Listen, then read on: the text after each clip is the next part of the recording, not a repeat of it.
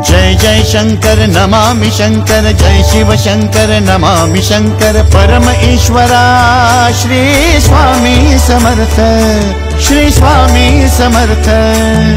भूजल पालक तेज विधायक मोक्षदायका श्री स्वामी समर्थ, मोक्षदायका श्री स्वामी समर्थ, श्री स्वामी समर्थ, श्री स्वामी समर्थ, श्री स्वामी समर्थ, श्री स्वामी समर्थ, श्री स्वामी समर्थ, श्री स्वामी समर्थ, श्री स्वामी समर्थ, श्री स्वामी समर्थ।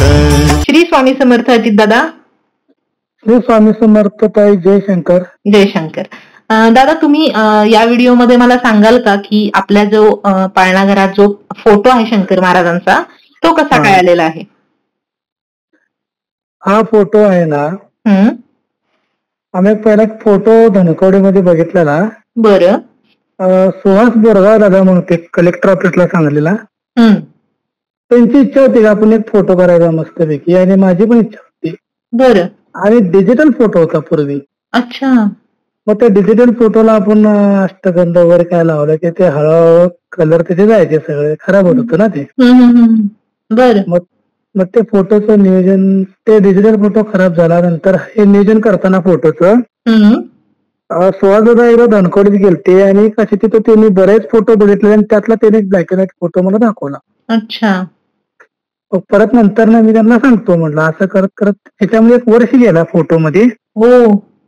आणि मग ते वैद्यांना विचारलं, वैद्याने फोटो पाठवला, आणि सांगलीमध्ये दीपा फोटो शॉपी म्हणून आहेत, बरं, त्यांचं सोमानी काका म्हणून आहेत, ते फोटोग्राफर आहेत। बरं। त्यांच्यावरून हा फोटो करून घेतला एलईडी मध्ये। अच्छा। सुहास दादा बोरगावे आणि माझा मित्र सागर आणि असं आम्ही मग एक ठराविक त्याच्यामध्ये तो फोटो झालेला आहे।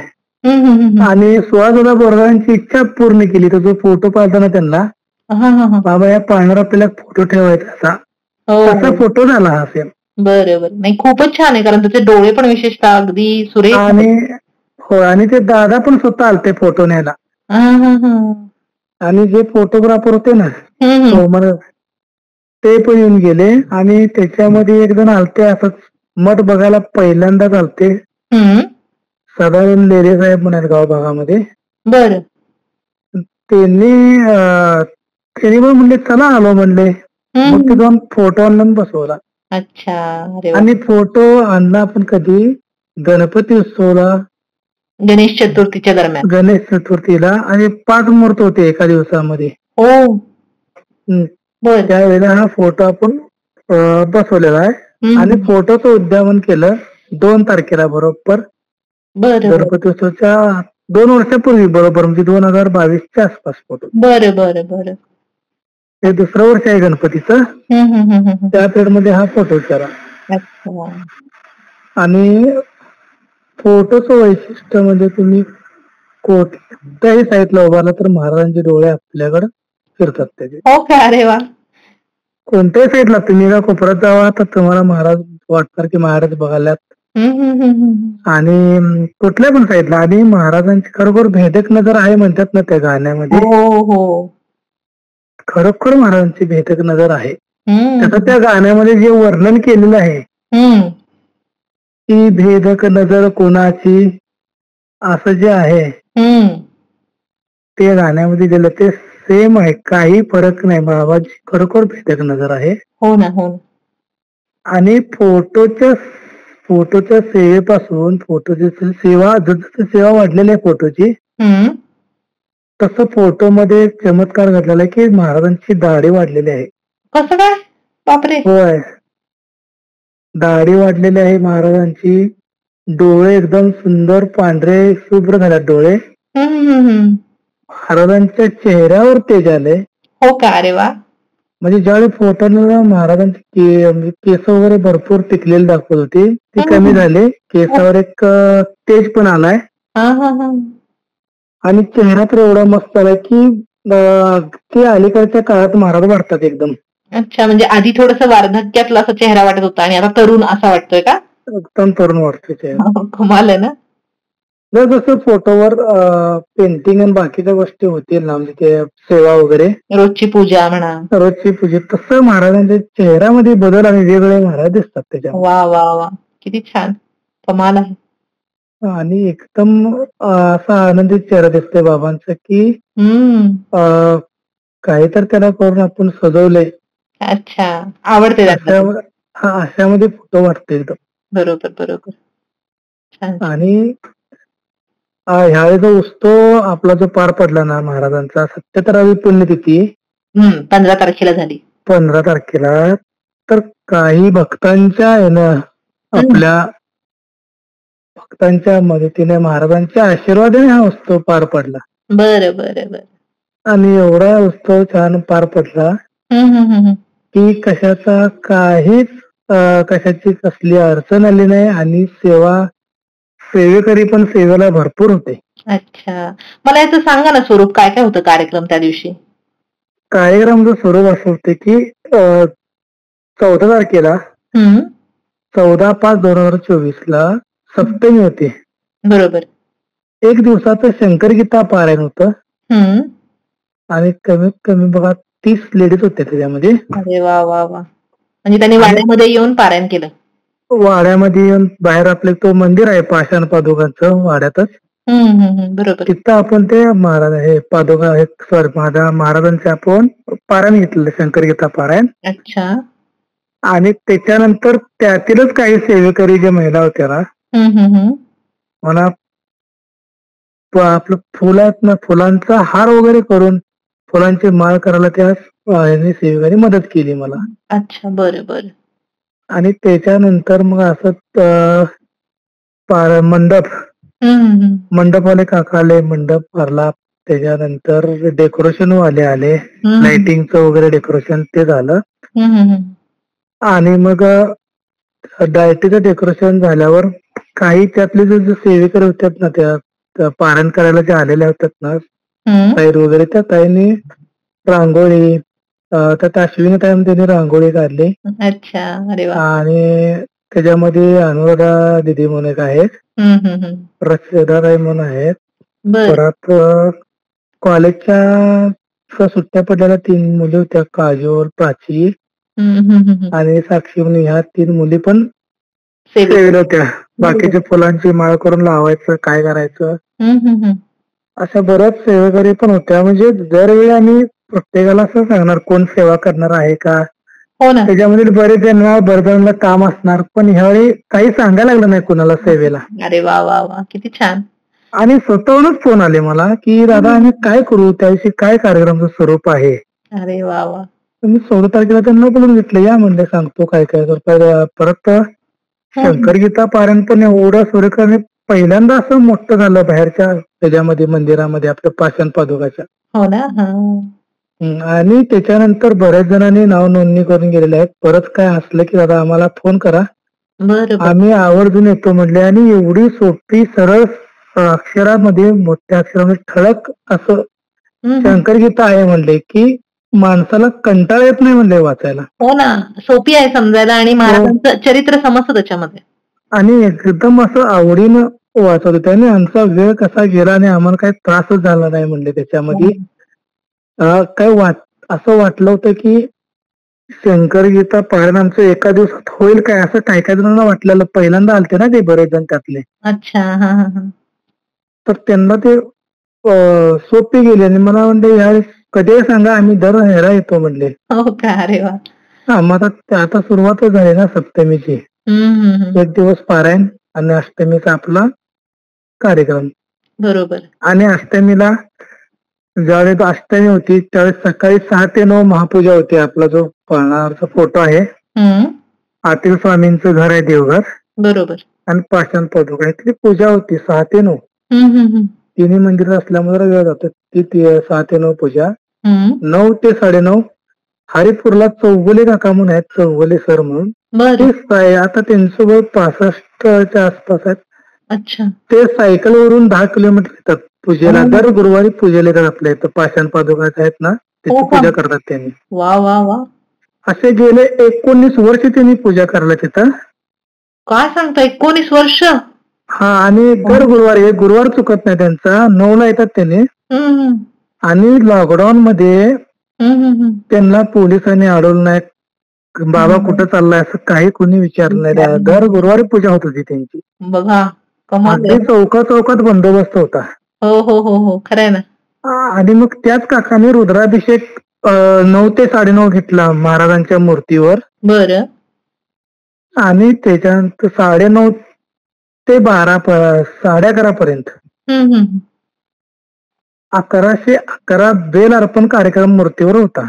बापरे.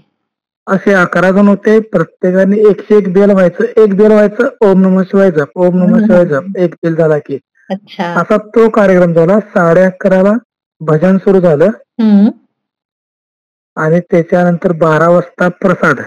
सॉरी, 12ला आरती.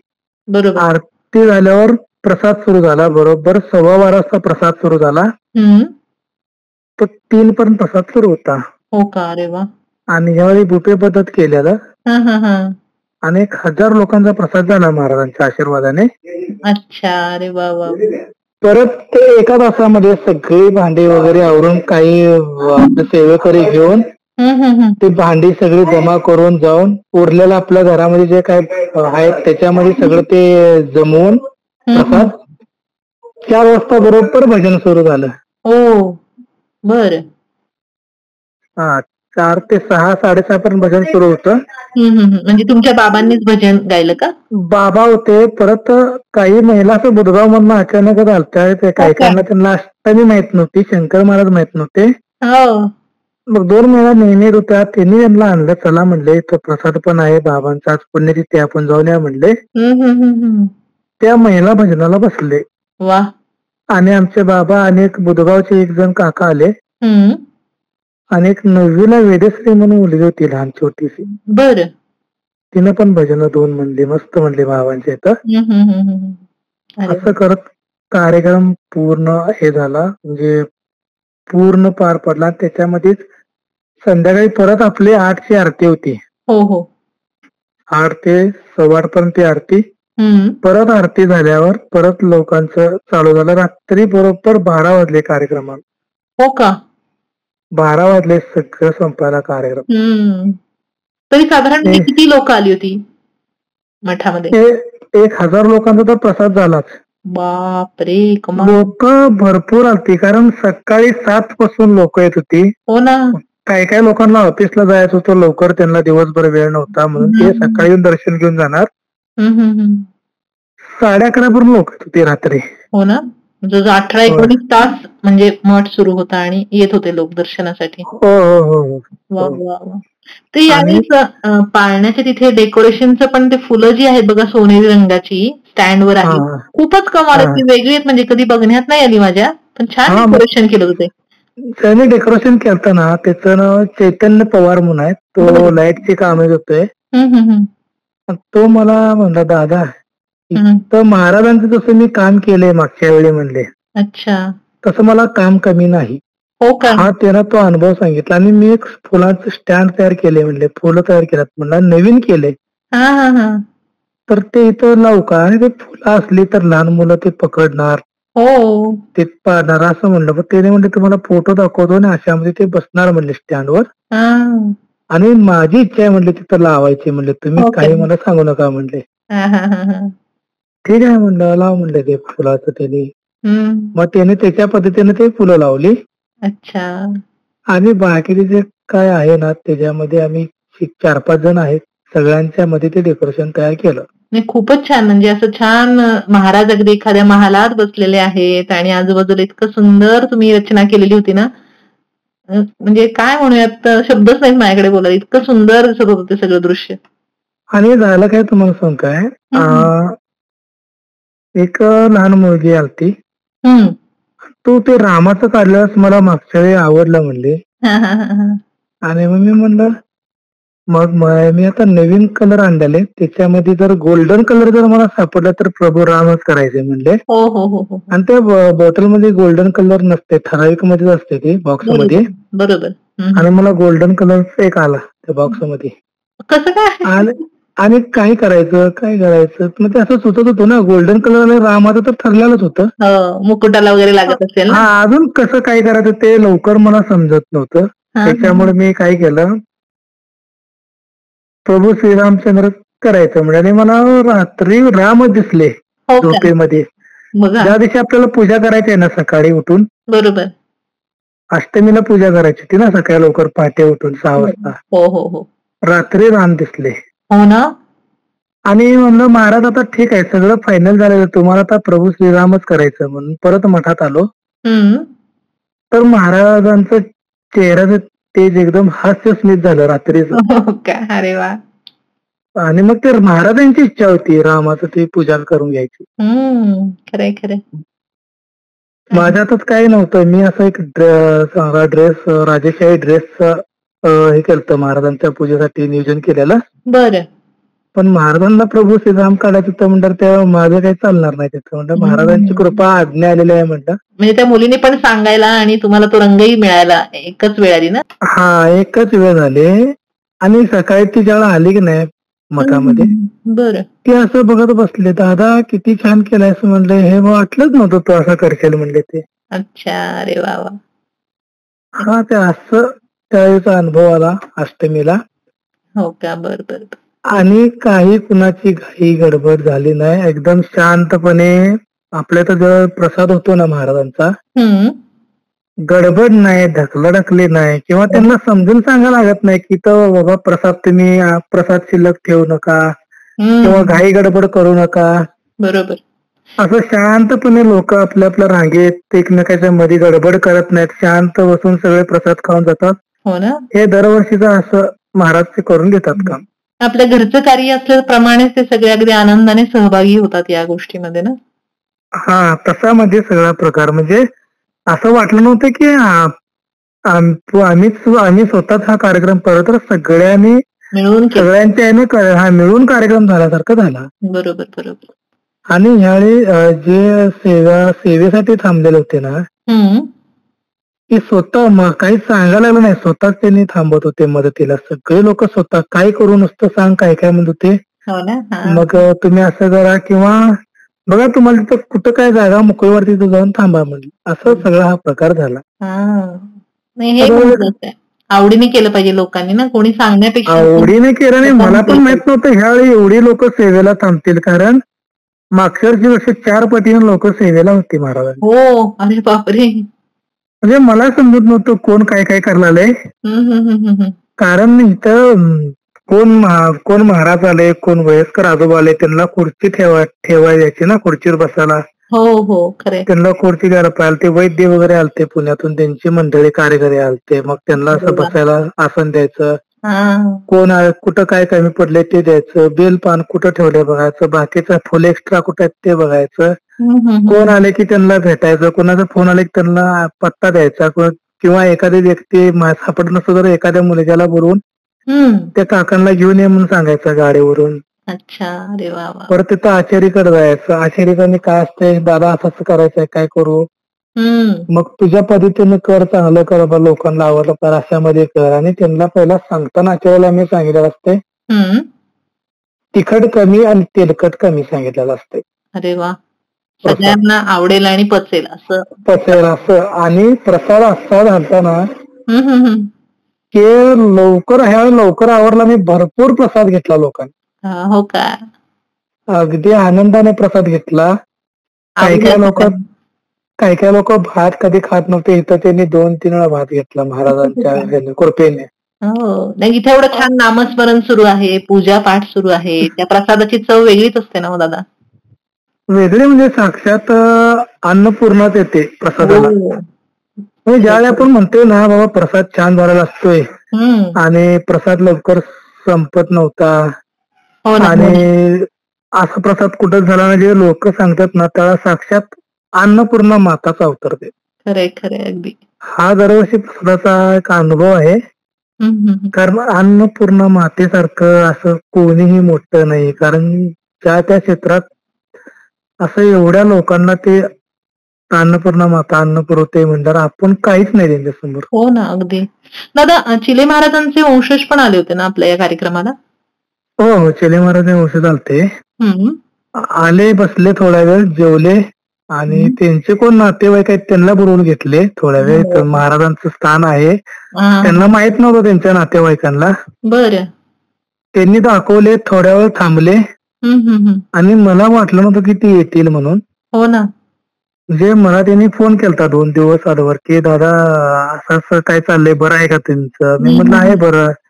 आणि आपला कार्यक्रम आहे म्हटलं महाराजांची पुण्यतिथी. हो हो माहित आहे म्हणले. मी या म्हणलं त्यांना आवर्जून. बरं. मग ते म्हणले बघू कसं काय होते, जमते का, आणि असं वाटलं. आणि मग मी पण कार्यक्रमाच्या नादात होतो ना 2-3 दिवस. हो ना. हो ना. आले, त्यांनी काही फोन केला नाही, डायरेक्ट तिथं आले. अच्छा. आले, बसले आणि चांगलं झालंय म्हटलंय कार्यक्रम. असं वाटलं की साक्षात चिले महाराजांनी त्यांना पाठवलंय. हो ना. चिले त्यांच्या रूपाने चिले महाराज आले इथं. ते पण भेटायला येऊन गेले शंकर महाराजांना. हो, तसंच झालेलं आहे. कारण असं महाराज आहे ना, असं कुणाला तर घडवून आणतातच. खरंय खरंय. ते महाराजच आणतात घडवून. आणि ते त्या कार्यक्रमाचं स्वरूपच बदलते ते आले की सगळे. बरोबर आहे ना हो दादा.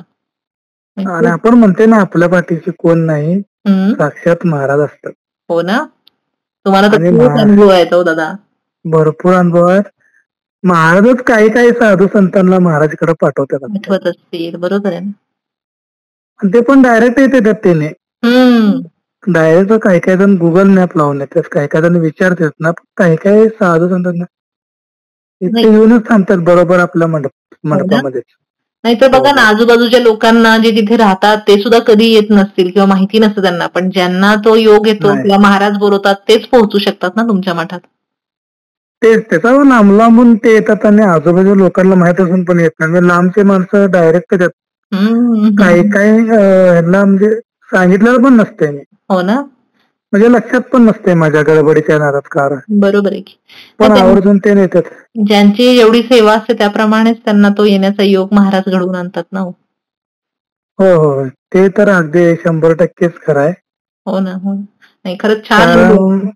आणि असं वाटते ना, आपला जेव्हा कार्यक्रम होतो ना महाराजांचा मोठा कार्यक्रम, की माझे शंकर महाराज नसतात, आपल्या सगळ्यांचे शंकर महाराज असतात असं त्यात दिसून येते त्या कार्यक्रमामध्ये. हो, खरंय खरंय. आणि तेच सांगते, शंकर महाराज काय आमचेच म्हणजे माझे नाहीत, तुमचे वैयक्तिक कुणाचे नाहीत, वैयक्तिक सगळ्यांचे आहेत. खरंय खरंय. असं या कार्यक्रमामध्ये दिसतंय. नाही, त्या भावनेने तुम्ही करता ना, म्हणून तर एवढा छान तुम्हाला सगळीकडून प्रतिसाद मिळतोय. लोक सुद्धा येत आहेत, त्यांनाही तसे अनुभव येत आहेत. तुमचं मन तेवढं स्वच्छ असल्यामुळेच तर हे शक्य हो ना. हो, ते तसंच आहे. महाराज कसं आहे, महाराज आपण कोण नाही, आपण फक्त काय आहे त्यांचे ते त्यांच्या बैठकीत आपण बसलेले कुठल्या कोपऱ्यात असते आपण माहित नसतोय, पण ते महाराज तिथून आपल्याला ते आणतात बरोबर. खरंय खरंय. ते एक म्हणतात ना की देवाने आपल्याला निवडले, तसं त्याने आपली निवड केलेली असते ना, आपण त्यांच्या सहवासात येणं हे शक्य नाही आणि कठीण आहे एकदम येणं. खरंय खरं. तेच बोलवून घेतात आपल्याला, ते करून घेतात. हो ना. नाही, मला शंकर गीतेच्या बाबतीत पण एक सांगायचं म्हणजे काय झालं माहितीये का, असंच मी किरण महाडिक दादांकडून शंकर गीता मागवली होती ना, मग त्यांच्याकडून मला भस्मे काकांच्या नात सुनेचा नंबर मिळाला. म्हणजे मला असं वाटलंही नव्हतं की ज्या अघोर शास्त्री किंवा दादांनी शंकर गीता लिहिलेली आहे, ज्यांना भस्मे काकांनी सांगितलं होतं की आता तुम्हाला महाराजांची आज्ञा मिळालेली आहे आणि तुम्ही शंकर गीता लिहू शकता, त्यांच्या नाथ सुनेशी मला बोलता येईल. आणि त्या इतक्या छान बोलल्या. त्यांच्याकडे सुद्धा इतक्या म्हणजे 2 पिढ्या भस्मे काकांचं महत्व एवढं माहिती नव्हतं, कारण त्यांनी पण ते काही फारसं कळू दिलं नाही. पण त्यांनी पण माता इतक्या वर्षानंतर घरात कार्यक्रम केला, यज्ञ केला, त्याचेही व्हिडिओ पाठवले. म्हणजे मला पण इतकं छान वाटलं की काय माझी पात्रता आहे, पण शंकर महाराज मला एवढ्या मोठ्या माणसांपर्यंत पण इतक्या सहजासहजी पोहोचवत आहेत, त्यांच्याशी बोलण्याचा मला लाभ मिळतोय. म्हणजे मलाच खूप भरून आलं अगदी. तुम्ही आता ते म्हणता ना एवढ्या माणसापर्यंत पोहोचवतात, ते खरंच आहे ना. अजून तुमच्याकडून महाराज काय सेवा करून घेतील हे तुम्हाला कधीच अंदाज लागणार नाही, पण तुमच्याकडनं भरपूर सेवा करून घेणार महाराज. हो ना. नाही, करून घ्यावी, त्या पात्रतेचं मला समजावं एवढीच इच्छा आहे. ही शंकर महाराजांची आज्ञाच आहे तुमच्यासाठी. म्हणजे एक लीला, अशी लीला ना शंकर महाराजांची. हो ना. तुमच्यानं कुठली काय सेवा करून घेतील ते तुम्हाला कळणार नाही, नंतर तुम्हाला कळणार, अरे मला काही माहित नव्हतं आणि बाबाने माझ्याने सेवा करून घेतली. बरोबर आहे, बरोबर आहे. आणि हे खरंच आहे, बाबा बाबा आहे ना, असं काही नाही की ज्या त्या त्यांच्या जवळ जे भक्त आहेत किंवा ज्या मंदिरात सेवेकरी आहेत त्यांच्याकडून सेवा करून देतात असं काही रे. बाबा सगळ्यांना सेवेचा हे देतात, आनंद देतात बाबा. हो ना. सगळ्यांना आणि प्रत्येकाला एक एक सेवा महाराजांनी दिलेली आहे. बरोबर आहे. आपापल्या पात्रतेप्रमाणे आपल्याला ते काम दिलेलं असतं. आपण फक्त काय म्हणूयात मनापासून केलं पाहिजे आणि कुठलाही गर्व येऊ नये किंवा कुठलीही चुकीची गोष्ट घडू नये माझ्या हातून, ही मी प्रार्थना करत असते महाराजांना की ज्याच्यामुळे तुम्ही स्वामी समर्थ माझ्यापासून दूर होऊ नयेत, एवढी मनापासून. आमच्याकडून पण तशीच अपेक्षा आहे. कारण काय आहे, महाराज आपल्याकडनं जेवढी सेवा करून घेतात तेवढी सेवा व्हावी, त्याचं एक नियोजन चांगलं व्हावं महाराजांच्या स्वामींच्या आशीर्वादाने. खरे तेवढं मात्र आहे. आणि ते नियोजन असं व्हावं की आणि 4 लोकांपर्यंत पण पोचावं आणि काही लोक पण त्यांच्या सेवेत लागावे महाराजांच्या. योग्य मार्गाने सेवेत पण यावे. बरोबर. आणि महाराजांनी त्यांना आपलंसं करून घ्यावं एवढीच इच्छा असते. खरंच छान आहेत अनुभव दादा तुमचे. आणखीन पण काही असतील तर नक्की पुढच्या व्हिडिओमध्ये शेअर करा. खूप छान वाटलं मला तुमच्याशी बोलून दादा. तुमच्याशी पण बोलून आनंद वाटला. आणि महाराज अशीच आपली भेट घडत आणणार. हो. आणि महाराज तुमच्याकडनं भरपूर सेवा करून घेणार. खूप आभारी आहे तुमची दादा मी. खरंच महाराज तुमच्याकडनं सेवा करून घेणार, भरपूर सेवा करून घेणार महाराज. आणि कुठं म्हणजे कोणत्या तुम्हाला गावात महाराज सेवेला आणतील ते पण तुम्हाला काही कळणार नाही. हो ना. आता बघूयात भविष्यात काय काय घडतंय. म्हणून आपण म्हणते ना, शंकर महाराजांची लीला आहे, महाराजांचं काही समजत नाही म्हणते ना, तेच असते सगळं. ते तुम्हाला नंतर ना कळणार महाराजांच्या सहलीला. चालेल दादा, नक्कीच आपण पुढच्या अनुभवामध्ये आणखीन तुमचे काही वेगळे अनुभव असतील ते पण शेअर करूयात. आणि चालेल. श्री स्वामी समर्थ दादा. श्री स्वामी समर्थ. जय शंकर. जय शंकर महाराज.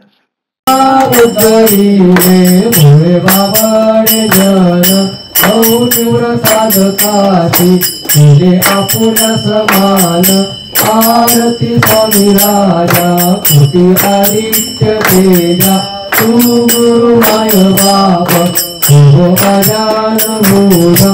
आरती स्वामी राजा अखंड प्रेम राहो नामी गाणी दयाळा. सत्यदेव सरस्वती मुले आम्हा संभाळा. आरती स्वामी राजा कोटी आदित्य तेजा तू गुरु माय बाप हो अजान मूढा. आरती स्वामी राजा. त्रिगुणात्मक त्रयमूर्ती दत्त हा झाला, अवतार त्रैलोक्य राणा. नेती शब्द दये अनुमाना सर्व योगी समाधी राणा. देव जय देव जय श्री गुरुदत्ता. आरती वाळीता हरती गोविंदा. जय देव जय देव. सहाय्यंतरी तू एक रक्त अभाग्याची कैसी नगरी मात. कैसा आहे जन्म मरणाचा पुरणाचे अंत. जय देव जय देव जय देव. दत्त दत्त ऐसे लागले ध्यान. हरपणे मन झाले उन्मान. निरूपणाची झाली वळवण. एका जनार्दनी दत्त ध्यान. जय देव जय देव जय श्री गुरुदत्ता. हरिता हरली भवचिंता. जय देव जय देव. सुख करिता दुःख रहिता निर्मळ एकांता. कलिमल दना गणा स्वामी समर्था. नकळे ब्रह्मादिक अंत. आरती भाव बोधने बाब सद्गुरूच्या प्रसादे सुगम उपाव. रामी रामदाता भला सद्भाव. जय देव जय करुणा करा. आरती ओवाळू सद्गुरु माहेरा. जय देव जय देव.